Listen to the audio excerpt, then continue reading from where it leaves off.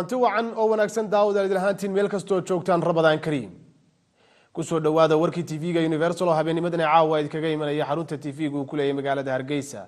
warka waxa idila socodsiin doona hadii Allah awood leeyahay anigu Cabdirashiid Cabdi Wahaab Xuseen qodobada ugu waaweyn ee warkayga caawa idigu haynana waxa kamid ah hal qof ayaa ku geeriyooday in ka badan 10 qofna waa ay ku dhaawacmeen kadib xalay masjid ku yaala waqooyiga magaalada London oo lagu weeraray dad gaadhay si argagixisnimo leh iyadoona dadka dhaawaca culus qaba ay kamid yihiin dad Soomaaliyeed madaxweynaha maamulka Puntland Cabdiweli Maxamed Cali Gaas ayaa waxa uu maanta gudiyada dhismaha garoonka diyaaradaha Garowe iyo waliba wadada Ceel Daahir ee Carigaabo uu ku wareejay lacag dhan 3 milyan iyo 500 kun oo lacagta Mareykanka taasi oo ugu talagalay sidii loogu qayb qaato dhismaha mashaariicdaasi wasiirka amniga ee Soomaaliya ayaa waxa uu shaaca ka qaaday in gacanta ay ku soo dhigeen ciidamada amnigu ninkii howlgallada al-shabaab ugu qaabilsanaa gobolka Banaadir xisbiga mucaaridka ee wadani ayaa waxa uu eedeymo kala duwan u soo jeediyay labada xisbi ee kulmiye iyo waliba u ciid qodobada wararkayga dibadda daawada haynana waxa kamid ah doorashooyinkii baarlamaanka wadankaasi Faransiiska ayaa waxa aqlabiyad buuxa ku helay xisbiga madaxweynaha cusub ee dalkaasi Faransiiska daawada intaas waa qodobadeedii warka qodobadaas iyo waliba kuwa kale faahfaahsanba ku soo dhawaada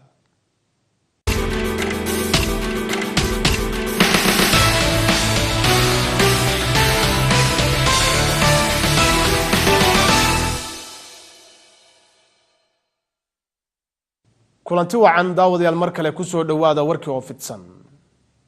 hal qof ayaa ku geeriyooday in ka badan 10 qofna waa ay ku dhaawacmeen kadib xalay masaajid ku yaala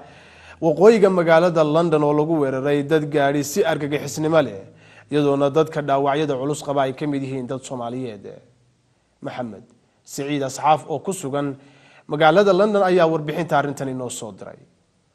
ugu yaraan waxa geeriyooday hal qof halkay dhaawacmeen 10 kale oo qof kadib fal argagixisnimo oo fuliyay nin gaari marsiya dad muslimiin oo ku sugnaa waqooyiga magaalada London ra'iisul wasaaraha dalka UK Theresa May ayaa sheegtay in aan loo dul qaadan doonin weerarada argagixisada ee dhawaanahan ka dhacay gudaha wadanka UK halka hogaamiyaha xisbiga mucaaradka ee xisbiga shaqaalaha Labourka Jeremy Corbyn oo isna sheegay inay tahay fal argagixisanimo oo ka dhan dadaan waxba galabsan wuxuuna sheegay in weerar waliba oo ka dhan dad gooni ah ama diin gooni ah inuu yahay weerar ka dhan dhammaan dadka ku nool wadanka UK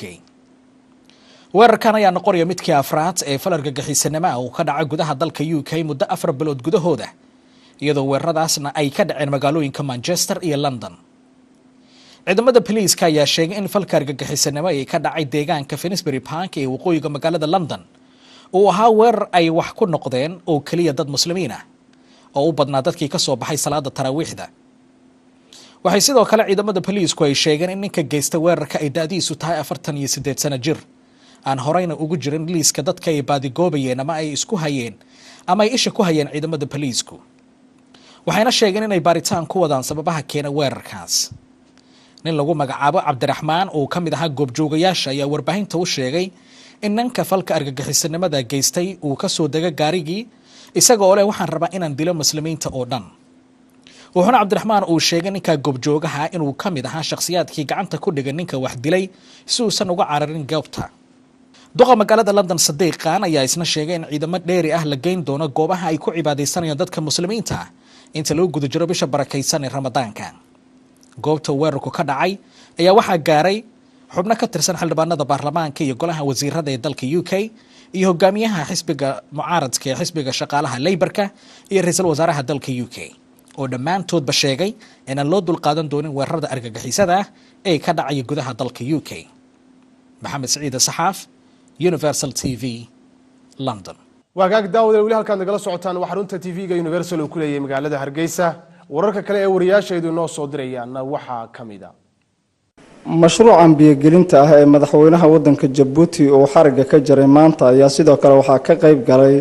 mas'uuliyiinta kale ee wadanka sida ra'iisul wasaaraha gudoomiyaha baarlamaanka golaha xukuumadda safiirada shisheeye ee fadhigoodu yihiin wadanka Djibouti diblomaasiyiin iyo marti sharaf waxaana mashruucan biyaha laga soo qaaday wadanka Itoobiya lagu gaarsiinayaa caasimadda wadanka Jabuuti iyo 3 gobol oo kale oo ku yaala koonfurta wadanka Jabuuti. munaasabadii lagu furayay biyahan laga keenay wadanka Itoobiya ayaa waxaa ka qayb galay mas'uuliyiin kala duwan, waxaana mas'uuliyiintaasi ka mid ah safiirka dawladda Shiinaha ee fadhigiisa wadanka Jabuuti oo ay dawladdiisu mashruucan martigelisay. safiirka dawladda Itoobiya ee Jabuuti oo isaga wadankiisa laga soo qaaday biyahani iyo wasiirka beeraha wadanka Jabuuti waxayna dhammaantood ka hadleen faa'iidada uu leeyahay mashruucan biyagelinta ah. madaxweynaha jamhuuriyadda Jabuuti mudane Ismaaciil Cumar Geele oo isagu lahaa hindisaha mashruucani ayaa munaasabadaasi ka hadlay, waxaana ka sheekeeyay faa'iidada ay biyahani u leeyihiin wadanka Jabuuti iyo marxaladii kala duwan ee dhinaca baahida biyaha ee wadanku soo maray, gaar ahaan gobolka Cali Sabiix oo ahayd halka laga furayay mashruucani.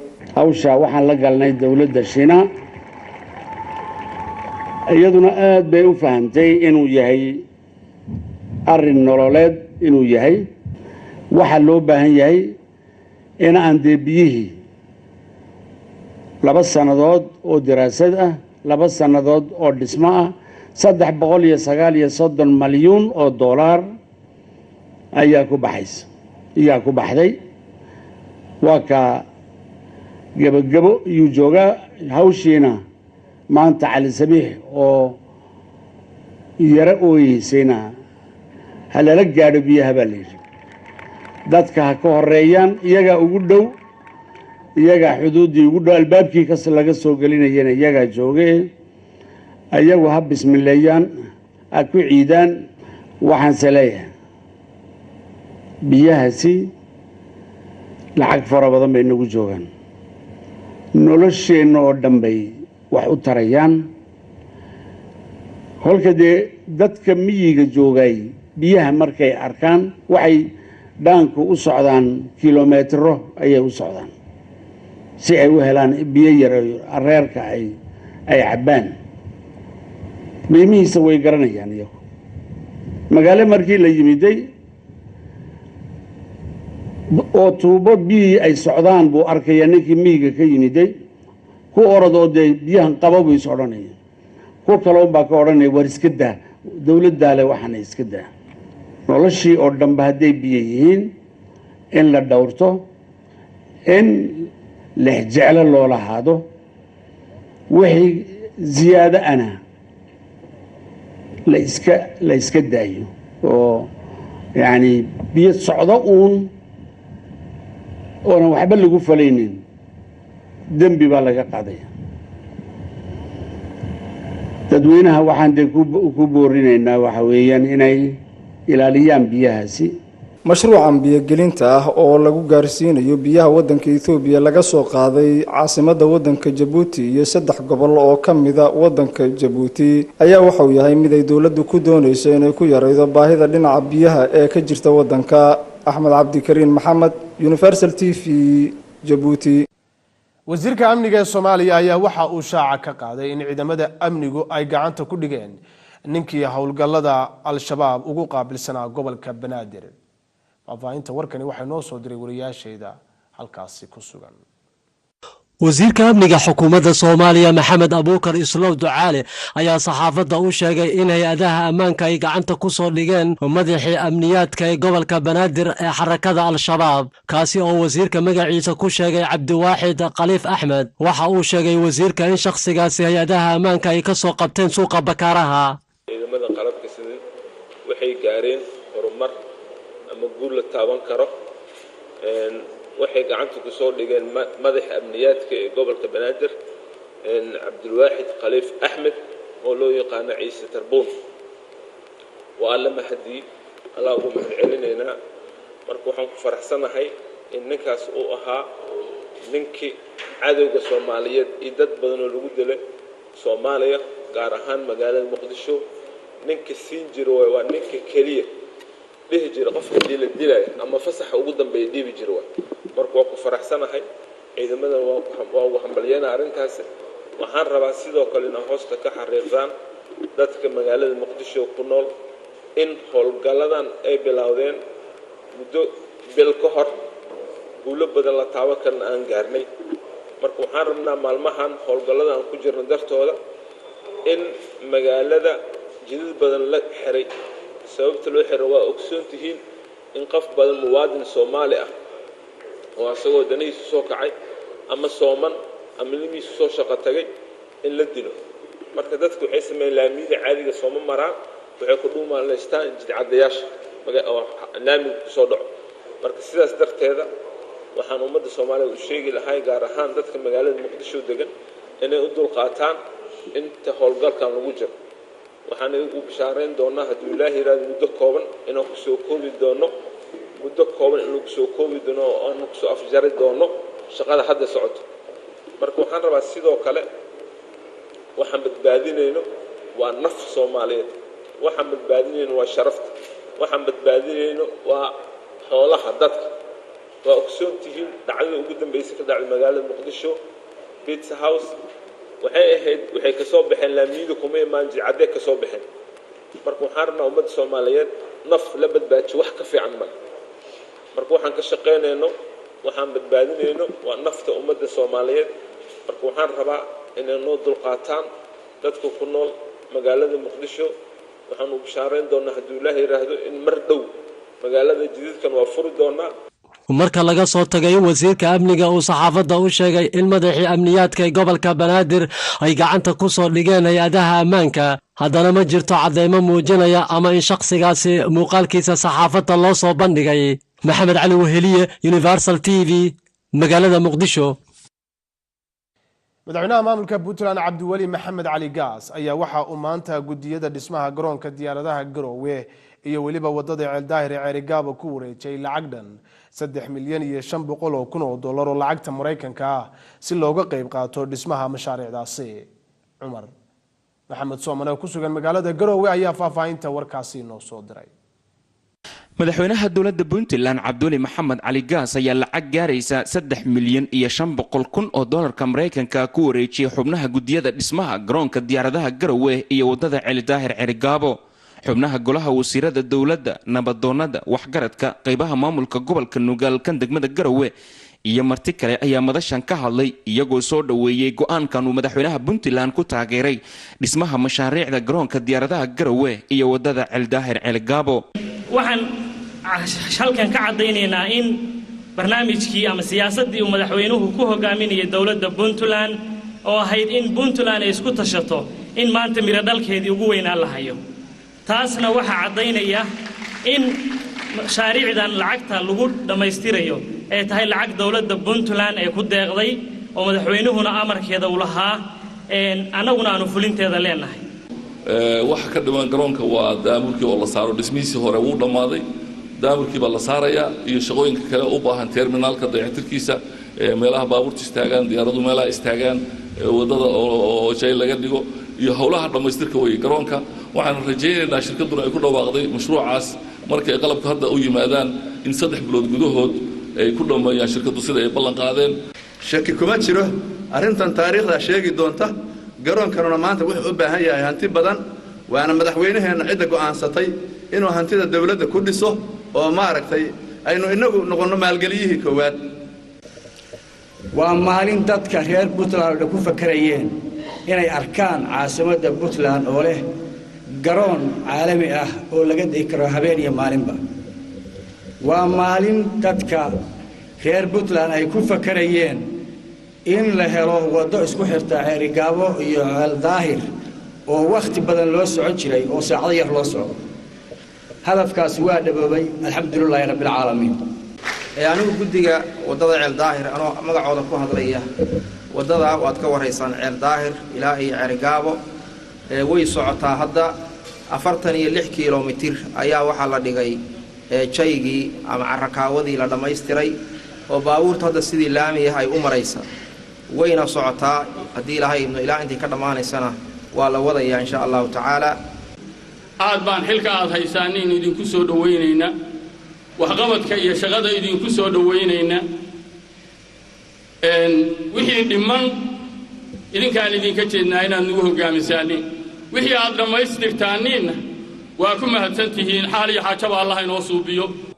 madaxweynaha puntland cabdulle maxamed cali oo ka hadlay gabagabada xafladan waxa uu sheegay in tallabadan ay ku timid isku tashi ballaaran oo laga doonayo shacabka iyo xukuumadda puntland.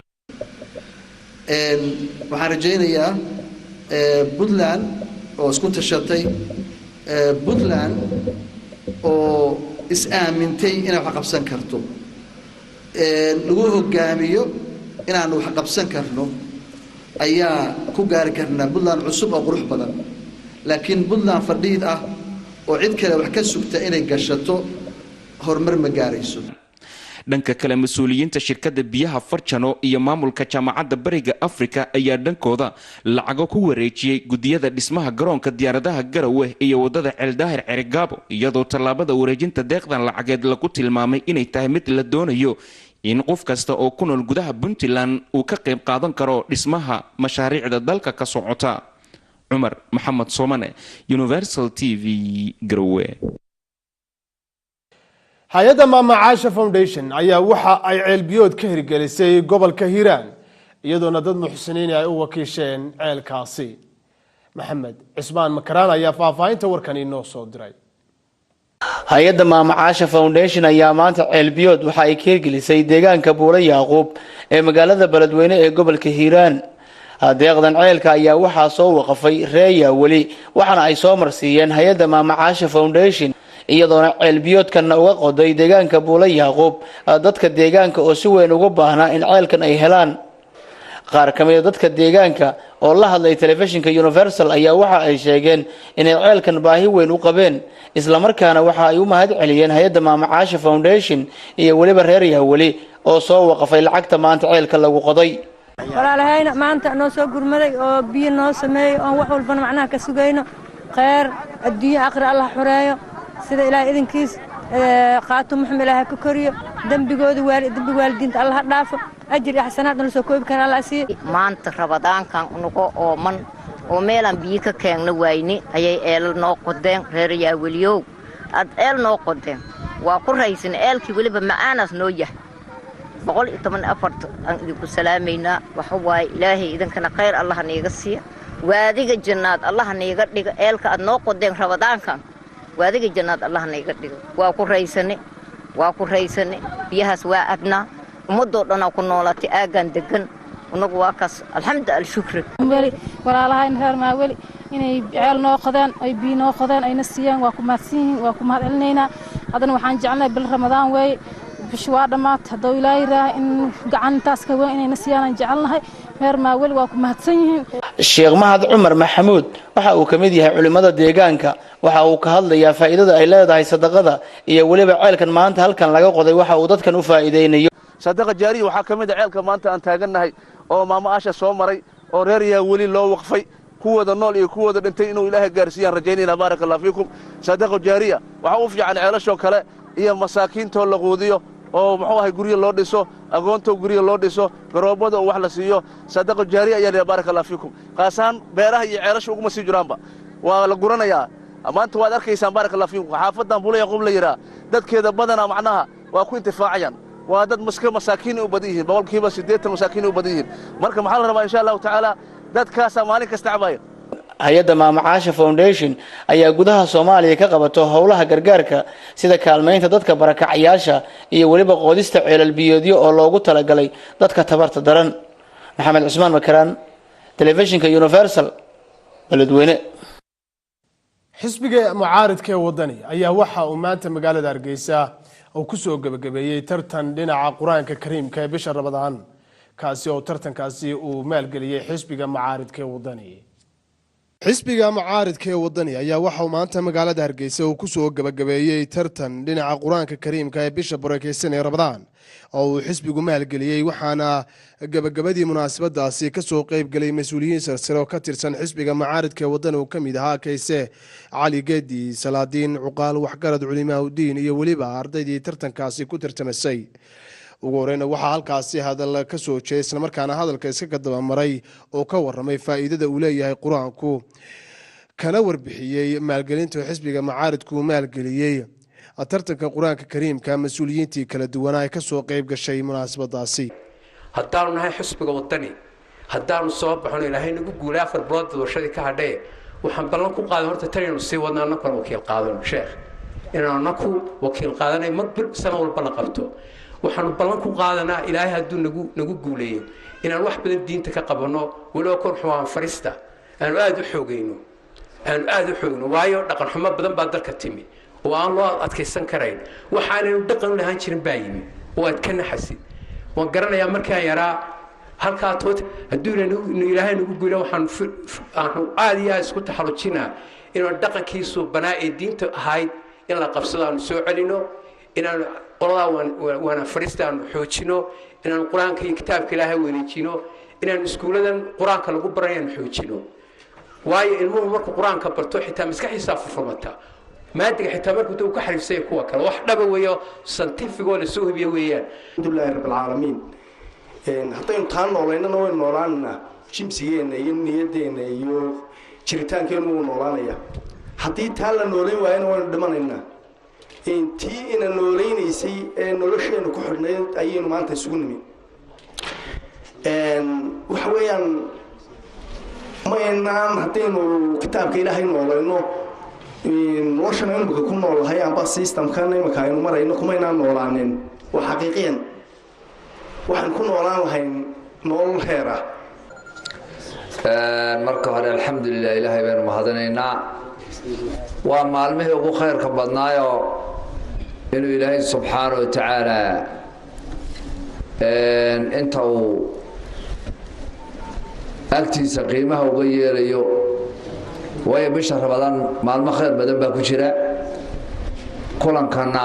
waa kulan kitaabka ilaahay lagu weyneynayo sidaa daraaddeed waxaan isleeyahay jalla wacalaa balweelka ilaahay la hoos caraynayna fursadaynu ilaahay bayna siiyo intii ku tartantay inta soo baxday iyo inta hadhayba waxaan leeyahay ardayda aad iyo aad baad ugu mahadsantihiin waana idigu boorinayaa inta dadku wax kale maanta ku mashquulsan yihiin inaad kitaabka ilaahay ku tartantaan waa sharaftiin iyo sharafteenaba sharaftiina iyo sharafta dadka islaamka dhammaantood wey guriga ilmaha caynkaasi uu ka soo baxana waa guri ka khayr badan guryaha kale gabagabadii tartankaasina waxaa jaa-isado iyo weliba abaalmarino ay mutaysteen la guddoonsiiyey ardadii kaalmaha hore ka gashay tartankaasi cabdirashiid cabdiwahaab xuseen universal t v laba eedaysane oo hore loogu soo eedeeyey inay ka dambeeyeen dilkii allaha u naxariistay wasiirkii hore wasaaradda howlaha guud ee Soomaaliya Cabbaas Raaji ayaa mid kamid ah waxa lagu xukumay dil toogasho Cabdicasiis Axmed Ibrahim okay oo ku sugan magaalada Muqdisho ayaa faahfaahinta warkani inoo soo diray. maxkamadda ciidamada qalabka sida ayaa soo gabagabaysay eedeymihii dacwadii loo haystay eedeysanayaasha kala ah dable xooga dalka Axmed Cabdullaahi Cabdi Ceydiid iyo 3 alifle Cismaan Salaad Barre oo ka tirsan ciidanka asluubta eedeysanayaashaasi oo loo haystay dilkii wasiir Cabbaas Raaji.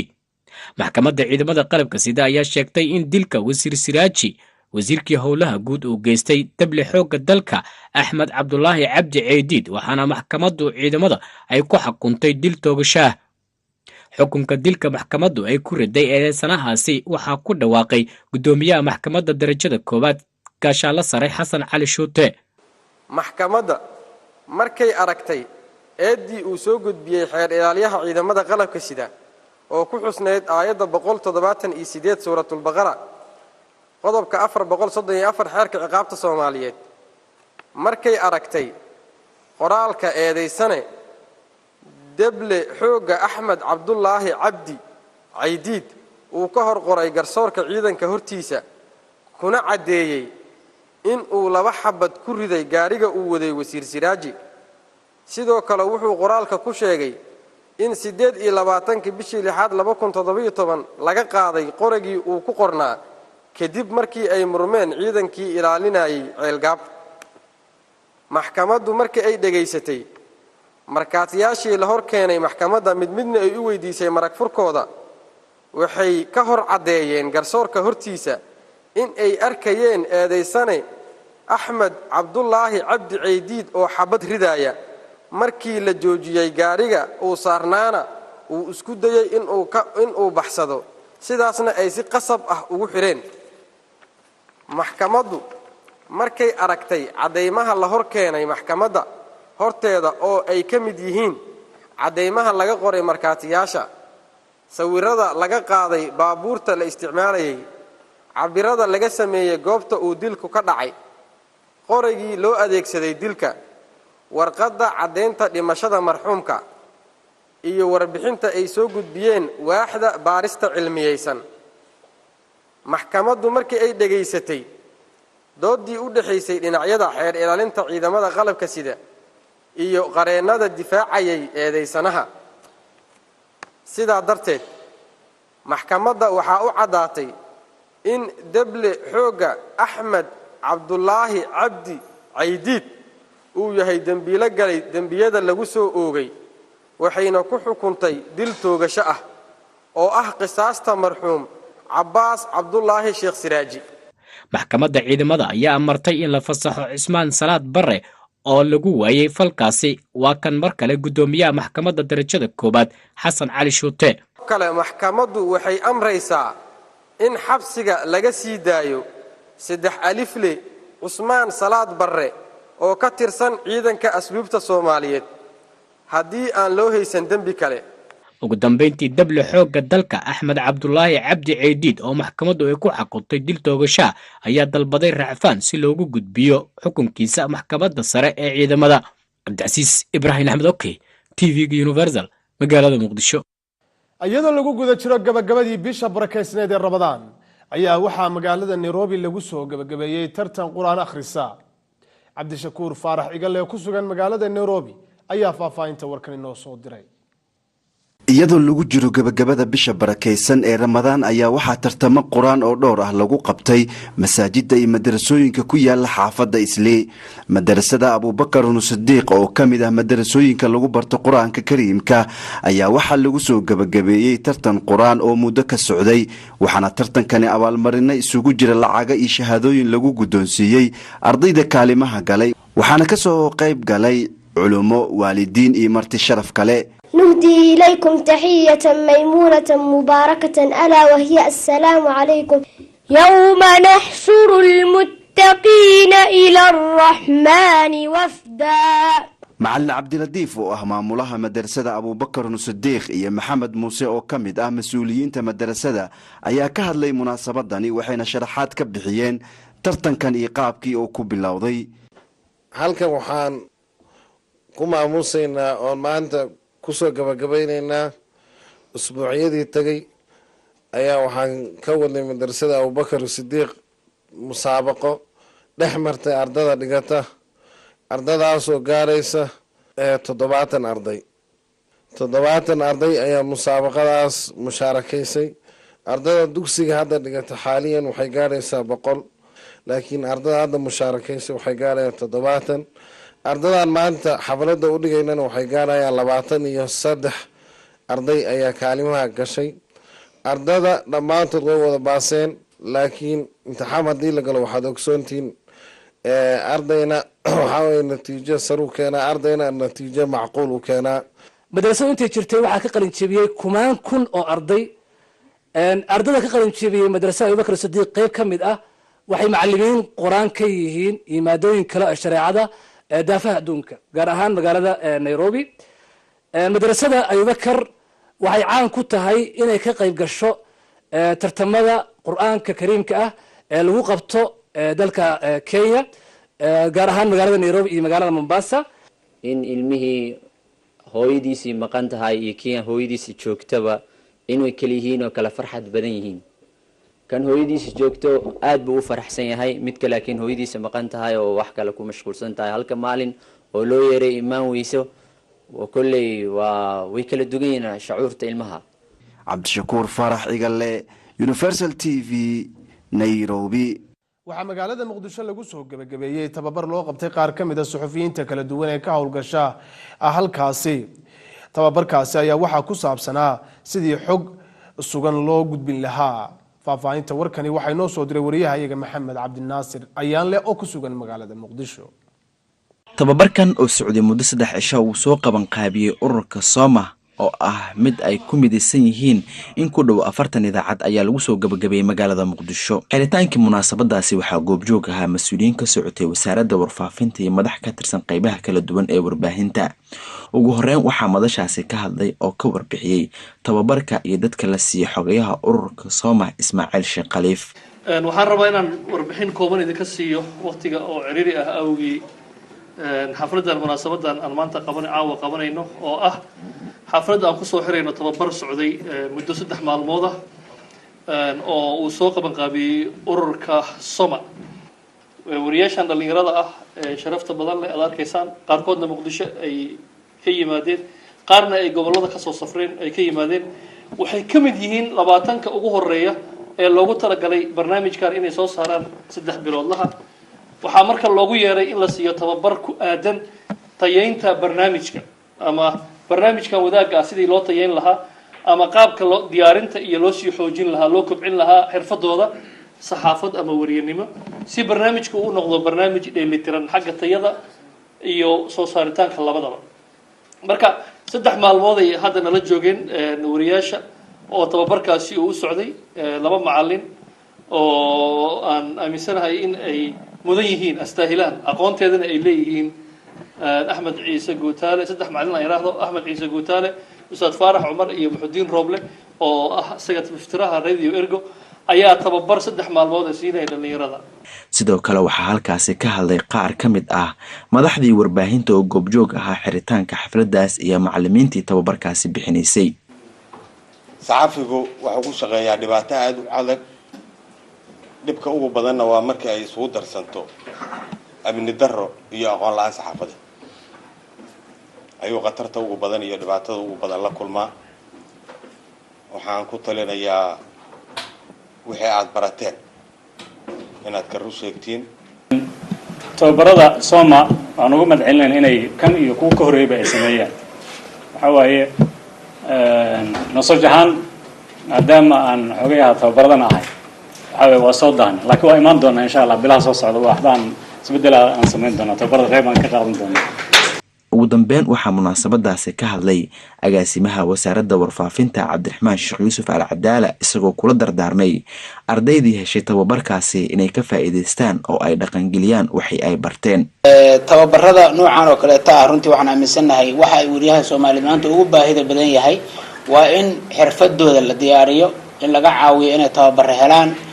kala duwan. waa ogtihiin wadankeena isbedelada ka socda marxalado way isbedelayaan marxaladahaas isbedelayaan waxay u baahan yihiin in xirfadeena ay la socoto ay isla bedesho. Maxamed Cabdinaasir Ayaanle Universal TV magaalada Muqdisho. xisbiga macaaridka wadani ayaa waxa uu eedeymo kala duwan u soo jeediyay labada xisbi ee kale ee ka jira Soomaaliland ee kulmiye iyo waliba uciid. xisbiga macaaridka ee wadani ayaa waxa uu maanta magaalada Hargeysa uu ku soo gabagabeeyay tartan dhinaca Quraanka Kariimka ee bisha barakeysan ee Ramadaan oo uu xisbigu maalgeliyay waxaana gabagabadii munaasabadaasi ka soo qayb galay mas'uuliyiin sarsare oo ka tirsan xisbiga macaaridka ee wadani oo kamid xisbiga macaaridka ee wadani ayaa waxa uu eedeymo kala duwan u soo jeediyay labada xisbi ee kale ee ka jira Soomaaliland ee kulmiye iyo waliba uciid. xogayaha duulista ee xisbiga macaaridka ee wadani Nuurudiin Diini oo maanta shir jaraa'id ku qabtay magaalada Hargeysa ayaa waxa uu eedeymo u soo jeediyay xisbiyada kale oo uciid iyo waliba kulmiye. Nuurudiin Diini oo arrimahan isagu ka hadlayay waxa kamid ah hadaladiisii. maanta marxaladda dalka uu maray ay tahay mid xasaasi ah taasi oo u baahan dalkani inuu galo doorasho xor ah oo xalaal ah. doorashadu waxa ay mas'uuliyad darro darteed dib inooga dhacday 2015 muddo 22 bilood ah taasoo ilaa imika aynu ka soo kaban kari weynay Soomaaliland ahaan dhibaatadii inaga gaadhay dib u dhacaasi doorashada. tiraba waxay noqon kartaa markaa inta ay doorashadu inaga baaqseen 2 jeer. labadii gobol ee Awdal iyo Saaxil diiwaangelintii waxay uga soo bilaabmatay si aad u qurux badan dhabi ahaanbana si fiican bay ku soo dhamaatay. Ramadaan hadda markay baxdo waxa inoo bilaabmay 2 gobol oo baaxad weyn waa Togdheer iyo Maroodi Jeex. taasi waxay markaa furo u noqonaysaa inay doorashadu ka qabsoonto Soomaaliland. xisbiyada uciid iyo kulmiye waxa aan leeyahay xilligii la is-eedeynayay hadda lama joogo ee waxa la joogaa marxaladii aynu gali lahayn doorashada. kolley wadani ahaan anagu cid aan la tartamaynaa waa kulmiye ee aanu maxay tole tartanka kula jirno waayo haddaan eego xisbiga Wucid meesha uu ka baxay waxaanu noqday xisbigaasi institution ka qasaaray qaranka muddo 17 sanadooda oo Soomaaliland ku jirtay nidaamka asxaabta qaranka saddexda xisbi waxa loo sameeyay iyagu ismiisaamaan